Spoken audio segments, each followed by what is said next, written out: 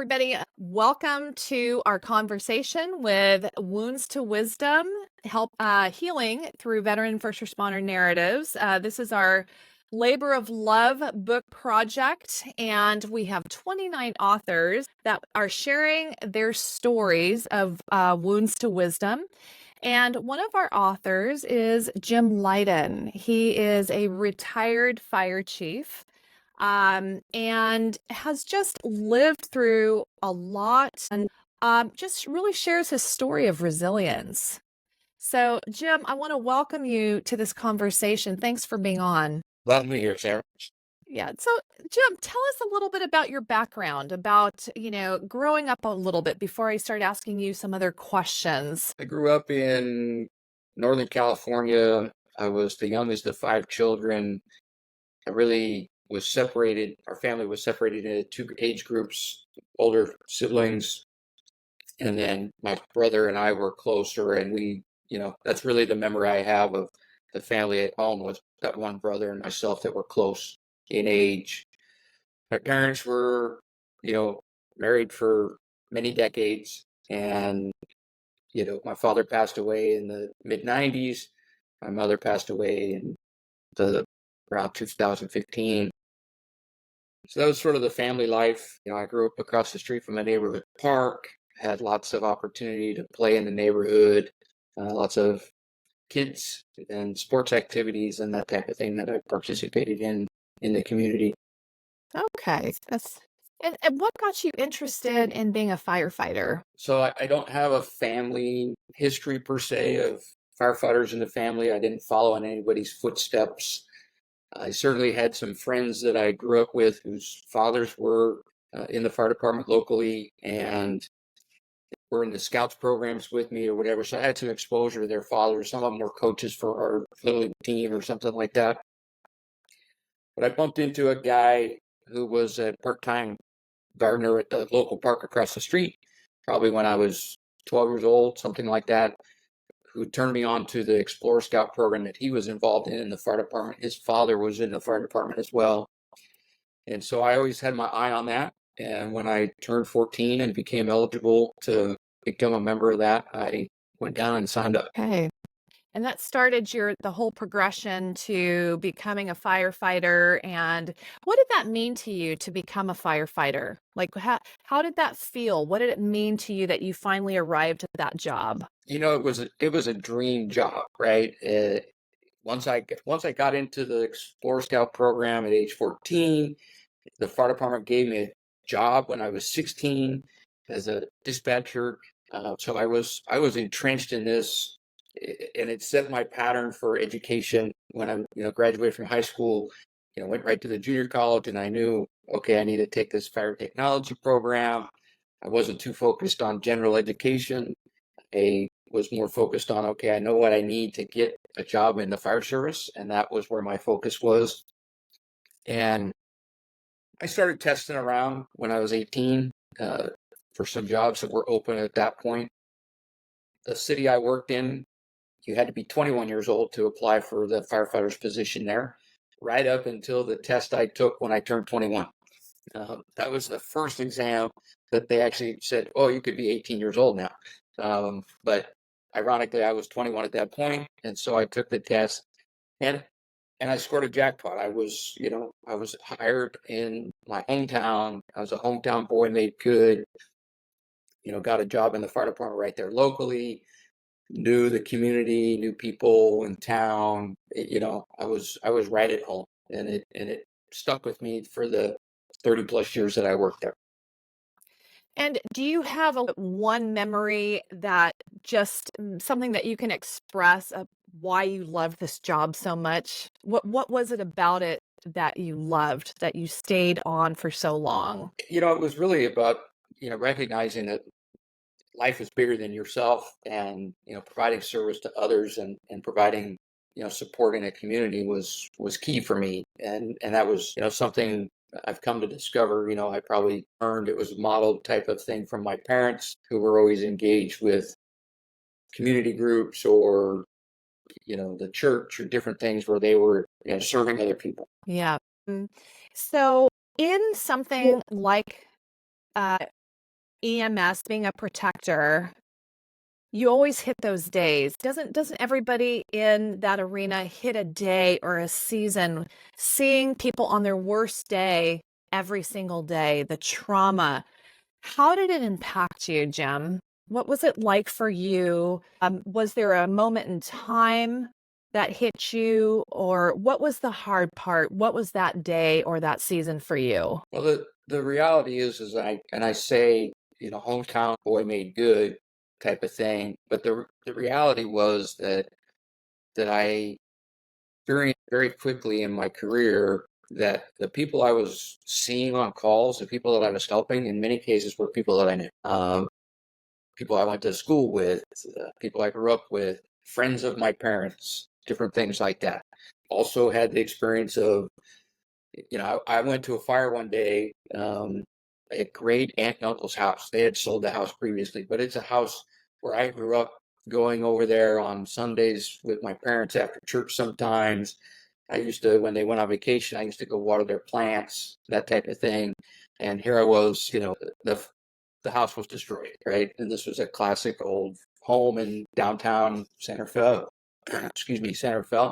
And, it was a family memory, right? That was impacted right there. So there was certainly things like that. And then, of course, I was working several times when my father had a medical emergency of some sort. I never actually responded initially to care for him because I was on duty in another part of the city at that point or something. But I was on duty when those calls came in and was impacted by those. And then when he passed away, the crew that I was assigned to work with actually ran that last call of his. How does that impact you? Like when that stuff starts building up, how does that impact you in your everyday life? What is your mental health like? Your emotional health like? Physical health? I would say that initially ignored it. I didn't, I just didn't pay any attention to it. It was like, yeah, well, this is so and so, or that type of thing. Then I began to realize that there was things like that that catch up with you. And I had a couple of, I'll say, significant events that sort of impacted me more directly and caused me to struggle a bit and resort to alcohol to numb things, and that was a pattern of behavior that I had observed. Right, that was the norm in the profession. We would get off shift in the morning and go celebrate some event at a bar. So it wasn't unheard of to see people consuming alcohol, in some cases to quote unquote celebrate or numb something. And I think I figured that out at some point and certainly controlled that. But in the early 90s, I had a pediatric drowning of a young girl that was about the same age as my daughter at the time.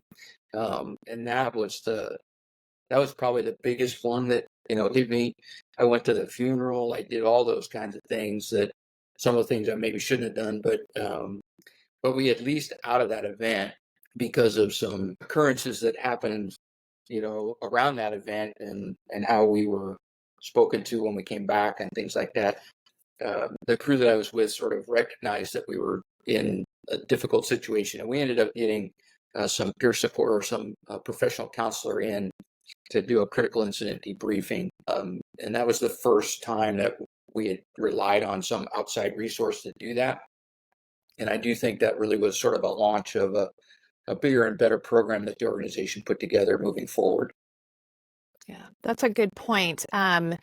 So you witnessed two different ways of responding to your work, the trauma in your work. One was, what do they call it? Choir practice? Is that where the I know law enforcement calls That's it one choir, option, right? yeah. So you go and you self-medicate a little there, right? So that's one way. That's what you observed. And then this other one is when you actually had peer support to have a good debrief, and you found that to be very healthy and helpful, it sounds like. Yeah, I mean, I was a little leery of it, but I started to understand it better, and then we had the fortune moving forward a few more years, we had a police officer who really embraced this stuff in the community, and he has since gone on and gotten his PhD and works in that arena in retirement. He would actually come in and put on classes, and we would have discussions and things. So we were starting to understand more and more about the importance of support systems, and we had a peer support program going and things like that.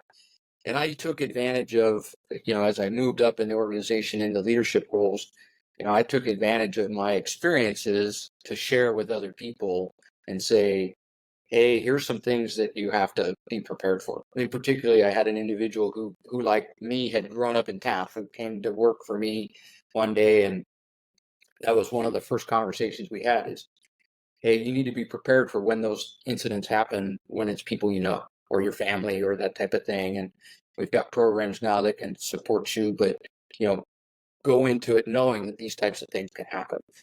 And so I think that was important to be able to take those lessons I learned and share with people the benefit of where we were at that point um, in a much better place than when I started. Yeah, it sounds like that. So you are noticed, we know by your story, I think one of your great strengths, Jim, is your resilience. And you talk about that in your story too, when, as you are assessing through your own journey and connecting dots. I'd love to hear first just about where you feel like you got that resilience. But I always thought it was something I developed, through hard knocks and learning and experiences, and then participating in some of the programs, reading that I did, and all that stuff. And I certainly think that is part of it. That's certainly part of it. But it was, recently as I was exploring and some deeper diving into sharing my story, that I really reflected back on what my parents had done and what my parents had experienced and how they behaved or reacted to difficult issues or situations, and how they persevered through, and they pulled everything together and moved forward in a positive direction, and didn't seem to go down the wrong path. And at least that's what I experienced, or that's how I envisioned their approach. Some of the events even occurred before I was born, but I heard stories about how they got through them, or that type of thing. And so I really do think a big part of it was a modeled behavior, something that I was exposed to as a youngster, and watched even as an adult as they aged out, and that kind of thing, and eventually passed away. They just seem to always move in the right direction. And so I think that was a big part of me when I had personal tragedies that occurred. It seemed to always be yeah, it sucked, but there was always a path forward that I looked at, like, okay, well, there's a fork in the road here. We'll go to the right now and see where it takes us, or something like that. Yeah, it does seem like that was just a natural conditioning for you about, okay, you'll take a breath and then what is that next right step? I mean, that's always what I've heard, just knowing you, these years and knowing your story, that conditioning is deep for you. And with the hard, different situations, which you'll find, in the book, for those who read the book, you'll hear more of Jim's story, more specifics, but it's just a gift that you have, just being able to process your own story and your own resilience that you can give to other people. Because, as we know, there's a lot of people that go into being a protector for a beautiful reason. They maybe saw some very hard things as a younger person and they wanted to grow up and protect, to serve and protect. But the unfortunate thing is that some have not had the models that you had, that your parents were for you. So again, many times the message is suffer in silence, suck it up, right? What do you tell those first responders, those veterans, all our protectors who are suffering in silence now?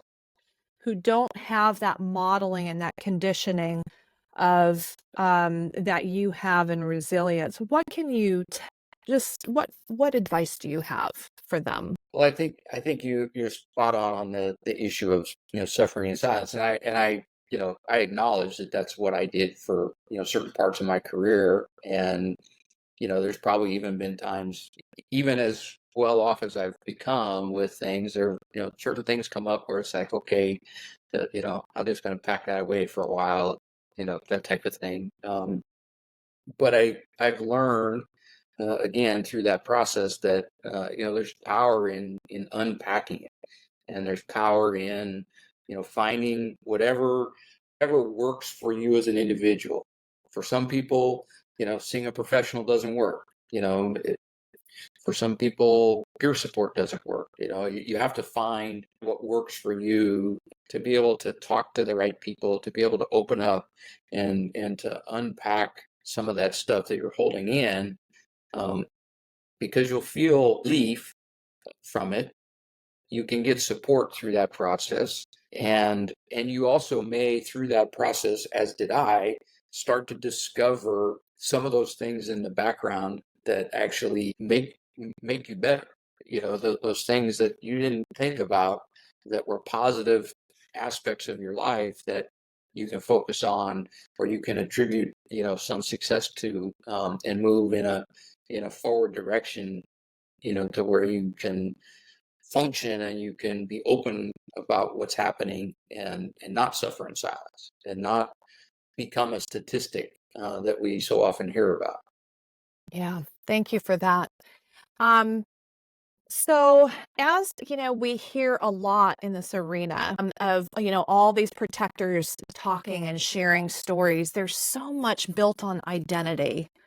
You identify as a firefighter, you identify as a police officer, and so many are now going through retirement. And so many times I do hear that, what, when people actually like really understand it is who they are that made that badge, that made that uniform, that made that, job that you all did. Can you talk more about that whole process of retiring and kind of what happens and what advice you can give others that are going through that process? So, my retirement was not done strategically. It was done um, because of circumstance in a very short window of time. So I didn't have like this whole grand plan. I always knew that I would do something when I was retired, probably teach or, something along those lines. But I wasn't certain. And I had the opportunity to, when I retired, I had the opportunity to go on a cross country bicycle ride, which with a group of folks to commemorate the 20th anniversary of 9/11. And it was a great 6 weeks sort of mental decompression, and it allowed me to really kind of process what I had been through, and a lot of other things, and it reinforced that aspect that there's something bigger than you that's out there, and through that, I ended up, when I came back, I was very fulfilled by that process, and then I was like, okay, well, from that, I think it reinforced for me that whole concept of serving others, and so I started to explore, what my purpose was, and eventually I refined my purpose statement, which is to focus beyond self to help others be better, and that's what I do every day. That's where I focus my attention, in whether it's through coaching or leadership development program I'm involved in, or supporting first responder communities in some way. That's where I'm focused. And so shortly after I got back from that trip, I had a retired Navy SEAL that I know. We were sitting down having breakfast, and he asked me, what's your purpose? And I told him, and his comment to me was, so that's good, because you need to know why you get out of bed every day now. And so I remember that, and that's a statement I make to people all the time, is to spend the time to really dig deep into yourself, figure out what it is that makes you get up and put your shoes on every day and walk out the door and go do something, whether that's taking care of your family, taking care of others, going to work, whatever that is, but really understand why you do what you do every day. And I think through that process, you can figure out that transition from what you were in a uniform to what you are out of uniform. I love that. Just the clarity of the why. It gets you out of bed. You know why you're getting out of bed every day. And, um, I think again about so many stories of really when you get down to it with people who are transitioning or they're retiring, so many are so young still. And it just sounds like the subject of grief is never really talked about. Or maybe people can feel so much and they don't understand that that's actually what it is. It's that grief, that loss of identity, that loss of tribe. And where is that new tribe? Who am I if I'm not wearing this, uniform or have this badge or whatever? I love the fact that you took that big trip out in nature, out in the open highway, all that time to really not be distracted and just process everything. And then it seems like you came back with kind of a new attitude or a new perspective. Am I hearing that correctly? Well, yeah, yeah, and again, it was there was a purpose behind the bike ride, and we were fundraising and we were doing things and that. But as I tell people, when you're riding your bicycle at 15 miles an hour throughout the country, you see a lot, and you recognize what you have and what others don't have, and circumstances where other people are dealing with things. And so I do think it gave me a different perspective and outlook on a lot, right? And when I came home, it was okay. Now how do I continue to help other people? And based on all my experiences and continuing to give back. And as I stated, earlier on, right? I mean, I got in the fire service because through that process of being in the Explorer Scouts, I saw this whole service to other people and helping people, and that's what I enjoyed about what I did. Um, I really think that throughout my career, even though people may not have understood it, that underlying thing, whether it was the people I worked with, people that worked under me or with me, or the people I served in the community, it was really about how to serve them or how to help them. And that's where I, have gotten to today, is just to continue down that path. It's just in a different capacity. Yeah. And it's so clear by your life. I mean, just the time that I've known you, that just describes how I see you. That is how you live your life. And it's great to see the resilience. It's a strong message to others that there is hope and there's a way to navigate out. I'd love to end with this. If just looking back, because you spent 40 years in the fire service, is that right? 40 years. I mean, that's a Yes. long time. Yeah, 4 decades, and you're still young, pretty young. You've got a Yes. lot of mileage ahead of you. Looking back, what would you like to see these agencies do to really support their people? Is there anything that comes to you that's just very clear? Like, I really want to see our agencies, our protector agencies, do more for supporting our people who are facing trauma every day. What would that look like to you? Well, I think a number of organizations, and I'll just focus on the fire service because that's what I'm most familiar with. We didn't, in the early part of my career, we didn't talk much about this stuff. We didn't have programs, as I said. It was early to mid '90s when we really kind of got rolling with a decent program and started to talk about it a lot. I had the opportunity to be the fire chief in two different agencies at the last part of my career, last decade basically of my career, and neither of those agencies had a really focused program in place when I got there. And I focused on eventually getting some funding, getting training. The last agency has a fairly robust program, a partnership with a provider agency that provides the support. So I think we really need to focus on that. And I will say that, we hear a lot about suicide in the fire service, and there's some comparisons that are made to line of duty deaths versus suicides. And I sort of have a reservation about making that comparison from the standpoint of the fire service when I first joined in the early 1980s had just sort of taken light of, okay, this line of duty death thing is a big deal. And the fire service committed a huge amount of money, time, other resources, developed policies, improved equipment, improved training, put a lot of effort into reducing those line of duty deaths. And so what we're seeing now is those numbers are being held down because of those decades worth of work to impact the line of duty deaths. We have not committed the same amount of resources, time, and stuff to addressing the behavioral wellness or the mental health issues in the profession to be able to make that comparative analysis. Until we can sort of match the effort, I think those numbers have to be talked about separately.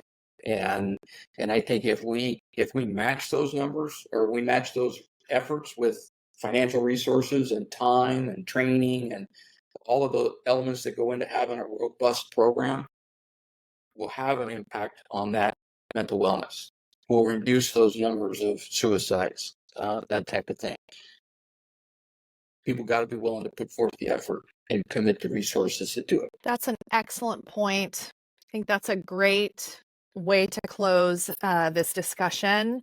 Really appreciate you sharing that. And I hope somebody is listening who is in a position of power right now to help make that happen, because we are losing too many of our wonderful protectors to suicide. And like you said, more than in the line of duty, but how much are we willing to put resources and time into that? So very, very good point. That's another conversation. But Jim, I really want to thank you for coming on today and really doing so much for our protectors. Thank you for sharing your story. Thank you for being part of this Labor of Love book project, The Wounds to Wisdom, Healing Through Veteran and First Responder Narratives. Thanks again, Jim. You bet, Sarah. Thank you. I'm honored to have been invited to participate in the book project, and I look forward to it coming out, having an impact out there. Thank you.